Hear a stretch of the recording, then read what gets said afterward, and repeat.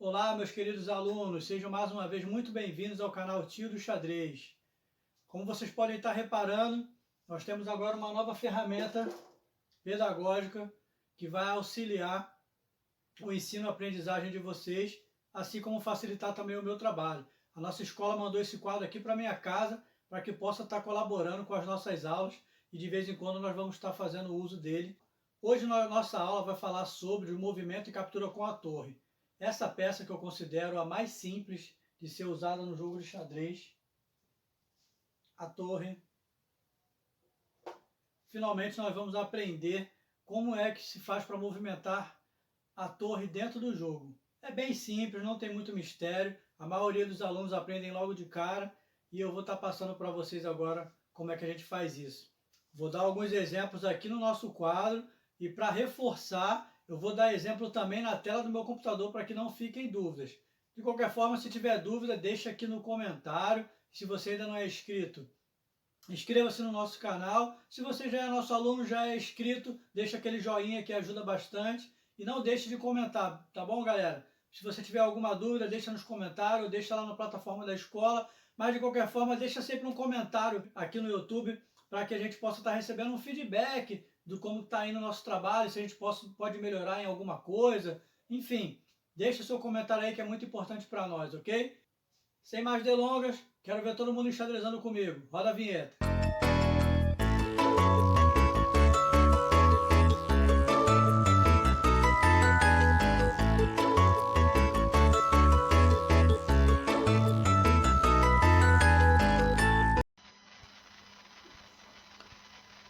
Bom, pessoal, mais uma vez estamos aqui na frente do meu computador. Antes de começar a falar sobre o movimento de captura com a torre, eu vou falar bem rapidamente sobre o movimento, sobre pontos cardeais. Por que eu vou estar falando dos pontos cardeais, com o que tem alguma coisa a ver, pontos cardeais, com o tabuleiro de xadrez? Bom, o tabuleiro de xadrez representa um espaço geográfico, já que as duas cores de peças representam exércitos duelando em um campo de batalha. Então o campo de batalha, que é o tabuleiro, nós podemos chamar de espaço geográfico. E o espaço geográfico precisa de uma orientação para que você tenha indicação para onde você deve ir, ou como se orientar no espaço geográfico, como você pode saber em que posição você se encontra geograficamente ou para qual posição você quer se deslocar. Bom, o movimento e a captura com a torre tem tudo a ver com essa figura aqui, que é a roda dos ventos.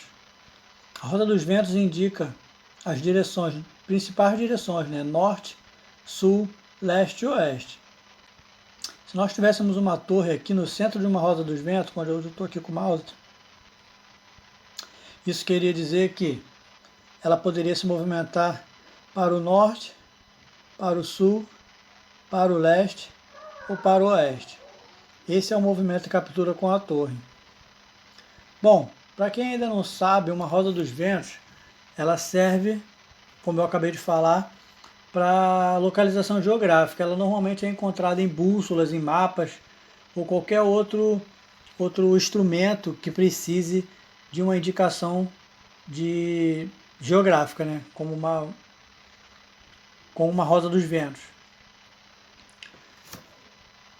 Bom, a direção norte marca a direção do polo norte geográfico da Terra. A direção sul marca a direção do polo sul geográfico da Terra. O leste é o referencial aproximado, é o nascer do Sol. Vocês devem saber que o Sol nasce no leste. Aqui no Rio de Janeiro, por exemplo, a nossa zona leste, ela não existe, né? Porque ao leste de nós não há bairros. O que há é o mar, né? O Oceano Atlântico. Então, aqui a leste é onde nasce o Sol. Então, toda vez que você acordar de manhã, bem cedinho, e ver o Sol se pondo, quer dizer, o Sol nascendo, aquela localidade ali, principalmente aqui no Rio de Janeiro, né? Se você estiver no Rio de Janeiro, quando você vê o Sol nascendo de manhã bem cedinho, aquela direção ali é o leste. O lado oeste é o contrário. é onde o sol se põe. Quando já está bem de tardinha, quase anoitecendo, e você vê o sol ao longe, desaparecendo, aquele ali é o contrário do leste. É a região oeste. Espero que eu tenha sido bem claro, né? Não sei se eu pude me fazer entender. Eu decidi falar sobre isso daqui agora meio que do nada, na hora de gravar essa aula, porque eu achei que tinha tudo a ver, porque eu achei interessante, porque se você estiver dando isso em sala de aula, ou se for dar, você já vai ter uma noçãozinha do que seria a roda dos ventos, pontos cardeais, e se você ainda não viu, vai ser um reforço para que você possa entender na hora que o seu professor ou sua professora regente estiver explicando em sala de aula. Aqui na próxima figura, no slide, nós temos um exemplo de pontos cardeais. Né? Se você abrir os seus braços de manhã cedinho e apontar para o leste, você vai ter a sua localização correta e você vai saber para que direção fica o norte, o sul e o oeste. E exatamente como está essa menina aqui na foto, é como eu vou posicionar a torre para dar o nosso exemplo. A torre pode caminhar para o norte, para o sul, para o oeste ou para o leste. Ok, galera? Espero que eu tenha contribuído pelo menos um pouquinho sobre pontos cardeais, aproveitando esse link entre geografia e xadrez, ok? Mas vamos ao que interessa. O movimento e captura com a torre. A torre se movimenta sempre pelas fileiras ou pelas colunas, por quantas casas desejar. É aquilo que eu acabei de dizer. Ó. O norte e o sul, nós podemos dizer que no tabuleiro de xadrez seria uma coluna. O leste e o oeste, nós podemos dizer que seria uma fileira. E é assim que a torre se movimenta. Vamos ver aqui um exemplo. Olha, esse é um tabuleiro de xadrez. Aqui nós podemos dizer que a torre se movimenta para o norte. Ao voltar, ela vai estar se movimentando para o sul. Ao se deslocar até aqui, ela vai estar se movimentando para o oeste. Ao retornar, ela vai estar se movimentando para o leste. Por isso que eu achei que tinha tudo a ver falar sobre pontos cardeais nessa aula sobre o movimento e captura com a torre. Agora, pessoal, aqui no nosso slide, eu não li aqui, mas está escrito, é preciso saber. Eu listei aqui alguns dos erros mais comuns que eu vejo em sala de aula com os meus alunos. E esses erros mais comuns são: a torre pode andar por quantas casas desejar, mas sem pular peças. O que isso quer dizer? Vamos ver aqui.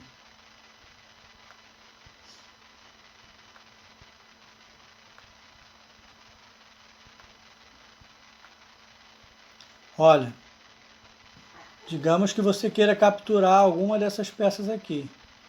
Você vai pegar a sua torre e vai capturar.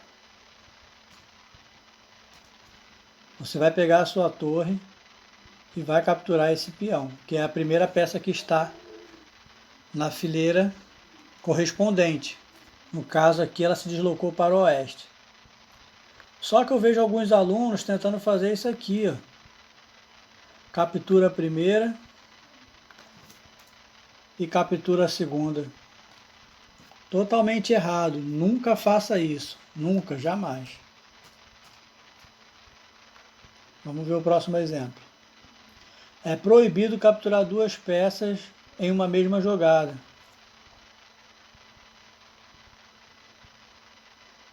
Ah não, isso foi o que eu acabei de fazer. Ó. O exemplo que eu dei foi esse aqui. Ó. É proibido capturar duas peças em uma mesma jogada. Foi o que eu acabei de fazer aqui. Ó. Capturou a primeira, capturou a segunda. Não pode fazer isso. O exemplo que eu li aqui, ó, a torre pode andar por quantas casas desejar, mas sem pular peças, seria isso aqui. Ó. Se eu quiser, eu posso me deslocar até aqui.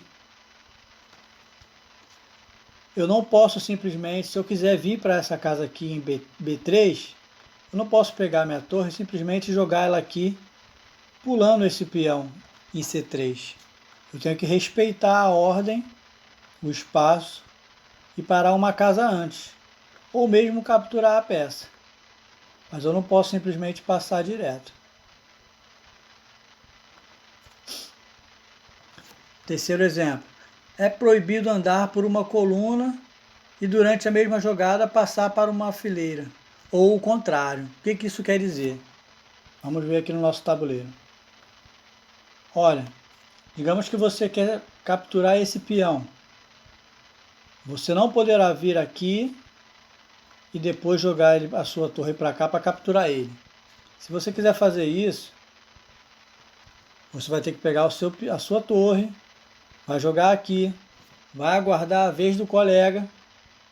Depois que ele jogar, se ainda for possível, você pode vir aqui e capturar. Caso contrário, nunca, jamais, você poderá jogar a sua torre aqui e na mesma hora jogar ela para frente. Porque você vai estar fazendo uma espécie de curva, ó. Não pode. Ela só pode andar na linha reta. Você escolhe se vai andar numa fileira, você escolhe se vai andar numa coluna. Né? Se vai para a esquerda, se vai para a direita, se vai para cima ou se vai para baixo. Ou se vai para o norte, para o sul, para o oeste ou para o leste. Não importa. Esses são os 3 exemplos. Agora vamos ver aqui na prática como que se captura naquele programinha que a gente usa para simular jogadas. A torre é uma peça poderosa. Vamos lá. Olha, o programinha está me indicando que eu capture a estrelinha que está aqui na frente. Ó. Capturei. Agora ele está indicando que eu capture as outras. Olha, como eu estava dizendo, ele pode andar para o oeste, para leste, para o sul. Ou mesmo para baixo, para um lado, para o outro, para cima. Não importa, mas no caso aqui a gente tem que só capturar a nossa peça, né? Conforme o programinha está pedindo.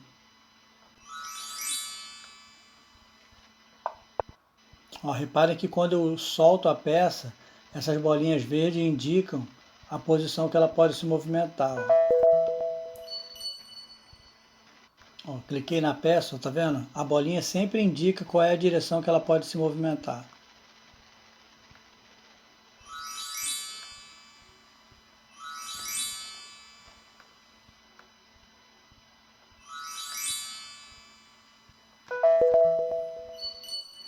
Lembrando, pessoal, que essas peças aqui que eu estou capturando, representadas por estrelinhas,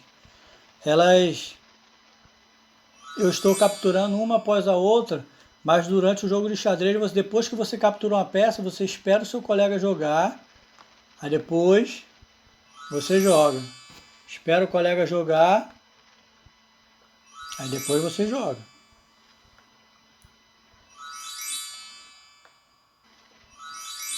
Tá vendo como que a torre captura?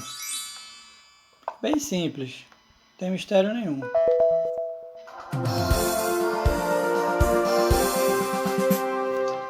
Bom, galera, espero que vocês tenham entendido, espero que tenham tirado algum proveito dessa palhinha que eu dei sobre pontos cardeais, o que significam os pontos cardeais, né, como que você pode se orientar através de uma bússola, usando a roda dos ventos. Enfim, eu usei isso para fazer esse link porque é muito parecido a forma como a torre se movimenta e os pontos cardeais.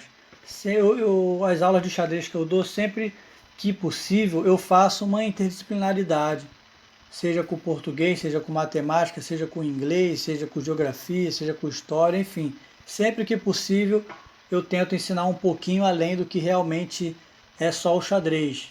Isso se chama xadrez escolar, xadrez pedagógico. Ok, galera? Espero que vocês tenham gostado do vídeo.